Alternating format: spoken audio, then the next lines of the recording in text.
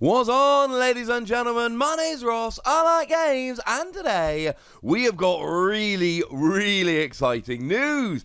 You see, I know that Set 3 has only just come out in Japan, but we've got a poster, and that poster has some sneak peeks of Set 4. I know! Now, what we previously said about this was that it was due for release in December the 18th, and that it is going to be called Great Legend. Cool. But now we've got a poster, and that poster has images of 4 Digimon cards on, and they are weird, ladies and gentlemen, and they are awesome. Firstly, shout out to the lovely Alan Go and the lovely folks over at Cho Sugoi for providing the translations, bringing this news to us. I am delighted.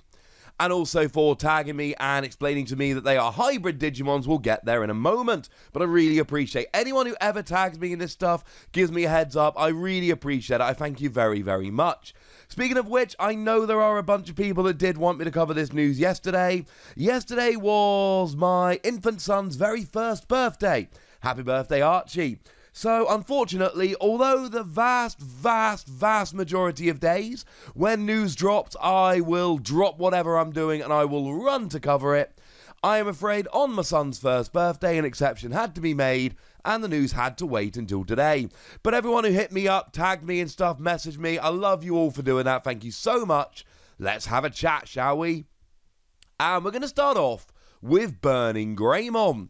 Now, Burning Greymon is a red Digimon, and we've got a 6 to play normally, 3 cost to evolve, 6,000 power. So, as a level 4 here, I suppose we would describe it as, the phrase I like to use is aggressively fine. No, I'm lying to you. 6,000 on a level 4 is actually more than any red Digimon had over in Union Impact in Set 3. That's actually quite powerful. Though the 6 cost to play normally is expensive, and the 3 cost to evolve is high. Like, that is what we expect level 5. Not a level 4. So no, I'm lying to you, it's not aggressively fine. It is, in fact, very powerful and very expensive. The 3 cost to evolve especially is very much worth noting because, well, level 4s almost always cost 2 to evolve. There must be something going on with the evolution here, and oh my word, there is. This card can be evolved from your hand by treating your red Tamer as a red level 3 Digimon. Yeah, that's right. This can evolve from a level 3 red Digimon, or it can evolve from any red Tamer. Now, this is a weird one for me, because this is not a cheap Digimon to evolve. It is a 3 cost to evolve that is not particularly cheap. Similarly, it's not like we're going to be saving lots of memory by evolving from a red Tamer.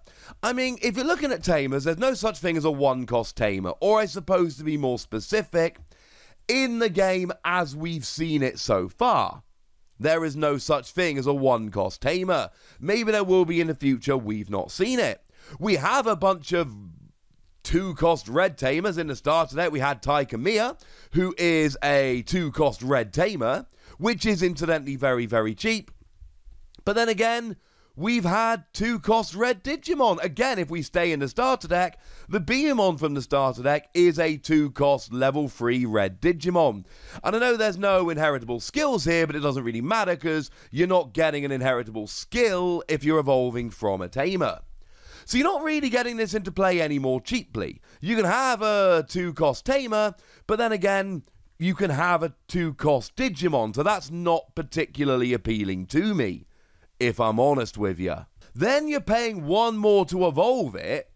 So frankly, I'm not a huge fan of this in terms of saving memory, because you're not saving memory. You're actually paying a bit more to get into play than you usually would. So why might we be a fan of this? And the answer is, if you're playing a bunch of Tamers anyway, or if you're done with Tamers anyway. One of the things that worries me here is that if you take a look at the winning red decks that are doing the rounds, and I've shown you a couple on this channel, they generally don't tend to play Tamers. Tamers aren't really in vogue right now. A lot of the winning decks we see don't play Tamers. And I don't think you're going to play a Tamer to evolve into Burning Greymon. I think you're going to evolve a Tamer if you've got one out anyway. I think there are going to be some games where you're like, oh, I don't have a level 3 Digimon, that's so upsetting. Oh, hang on a second, I've got a Tamer, that will do. But is this worth playing over other level 4 red Digimon? And I'm honestly not sure the answer is yes. There's a whole bunch of good red level 4 Digimon, too many to get into in this particular video. But the fact of the matter is that this, what it has going for it, is you can evolve into it from a red Tamer, and I'm honestly not sure if that's enough. Unless you're playing a Tamer heavy deck, and if you're playing a Tamer heavy deck, then okay, that's cool. If you're playing a Tamer, the usefulness for which has run out, then cool, evolve it into this. But the problem is, if you're going to be playing this, you've got to be playing a red Tamer, and you've got to be playing this to try and evolve from it. I don't know if I'm going to really want to. Now, there is another skill here. On your turn, it gains 3,000 power, so it's actually a 9,000 power level 4 on your turn. A 9,000 power on a level 4 is crazy. Like, huge. 9,000 power on a level 5 would be good. 9,000 power on a level 4 is nuts. That is the reason to play this card. And if you're playing it because it ends up being a really powerful card that you just happen to be able to evolve from Tamers as well, yes, I am all in favour of that. But you got to admit, the fact that it evolves from Tamers being a brand new mechanic, that in and of itself is cool. Now, we also have Greymon or Wolfmon here. And we don't need to spend long looking at this, because it is a very similar card. We've got the same stat line, 6 cost to play normally, 3 cost to evolve, 6,000 power, which is for a level 4 both expensive and powerful. It has got the very same skill, except for blue Tamers, so you can evolve a blue Tamer into this level 4 blue Digimon, and it's very, very cool, but we don't need to spend long talking about it, because we just had the big discussion when we were talking about Burning Greymon. It does have a different second skill, though. When you attack, you may return one of your opponent's level 3 Digimon to their hand, destroying any evolution sources that they have. Which is cool. Now, it's going to make a difference as to whether this is a you must or you may. That is going to make a difference here. But the fact of the matter is that this is going to be super annoying.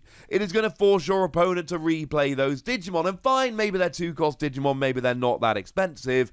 But this is what blue decks tend to do. They're kind of disruptive, they're kind of control-y. Being able to do this is cool. It only works on level 3 Digimon. So if your opponent's evolved into a level 4, it doesn't work. So it's not always going to work.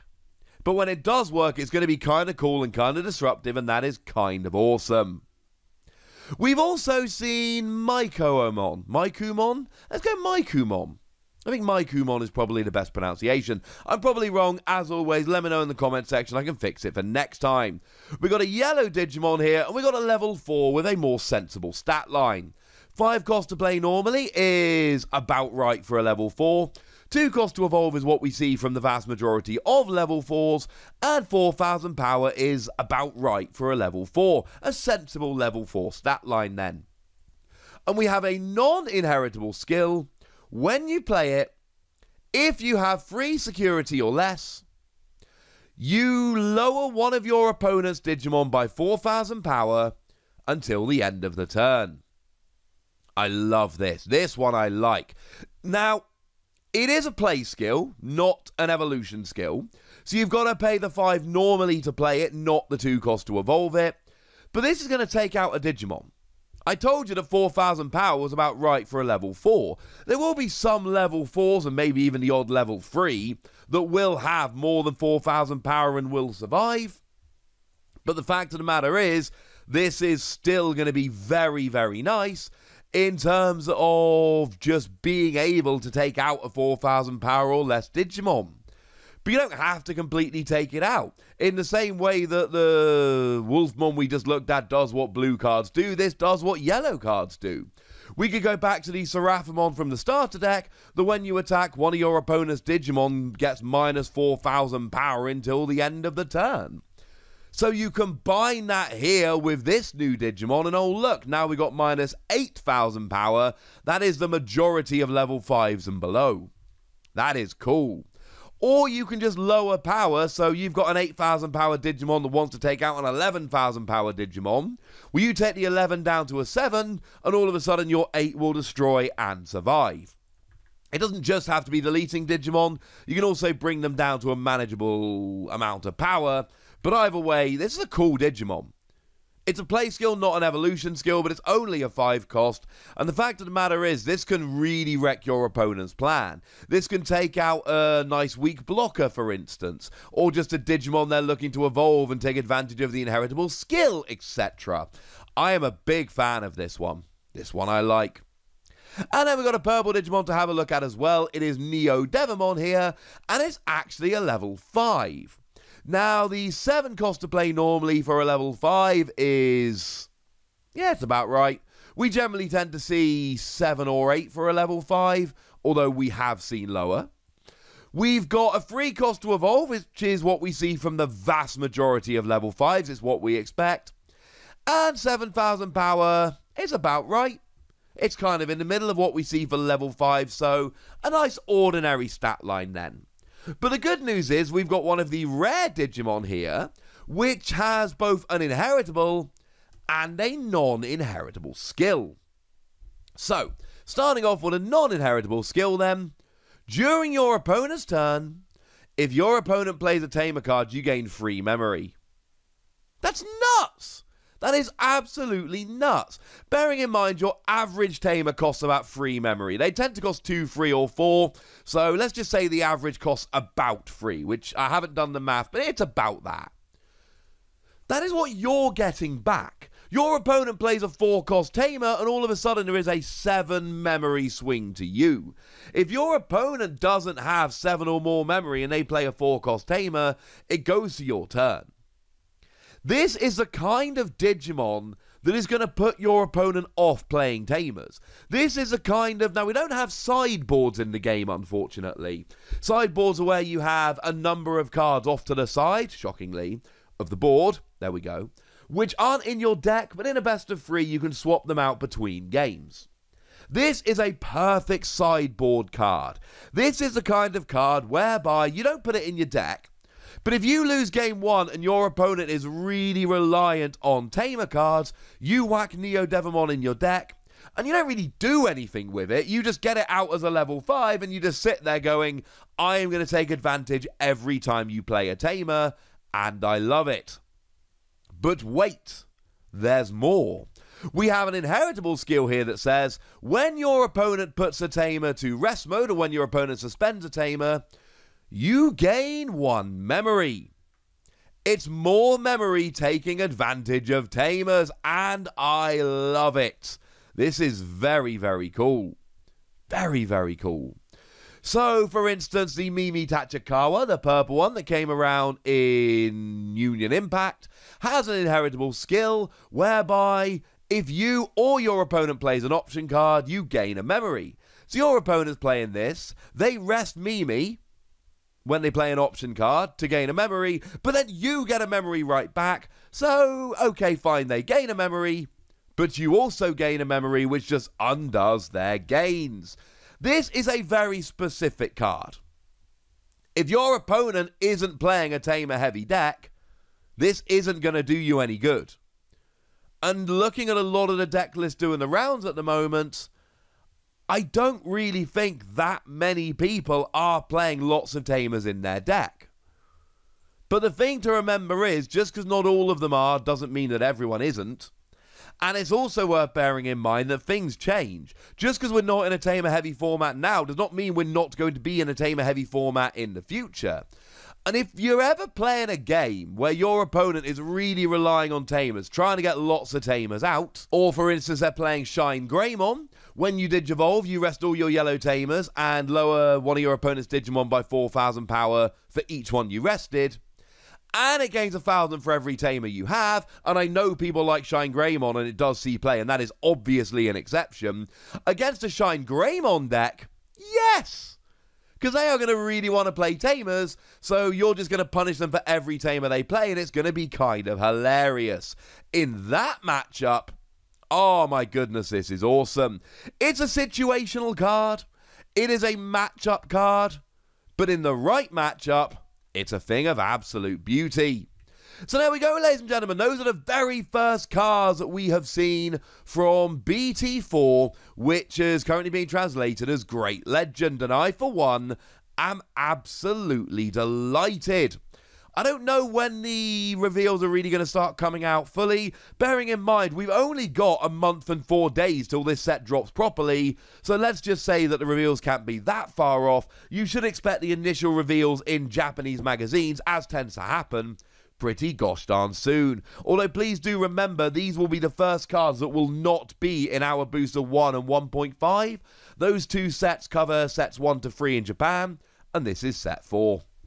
So there we go, ladies and gentlemen. Now the usual deal. Thanks to Chosugoi one more time, of course. Tell me what you think about these cards. Tell me what you think about evolving your Tamers into Digimon in the comment section. Go nuts. Be nice. And then make sure you like this video, subscribe to this channel, follow me on Twitter at TheWasi. That's where we talk Digimon and a bunch of other card games. And please do consider checking out patreon.com/PTCGradio, where you can support the channel, get some bonus podcasts, and all kinds of fun things. But by far the most important thing is always, look after yourselves till next time, would ya? Thank you very much for watching. My name's Ross, and you've been watching Wasi Plays.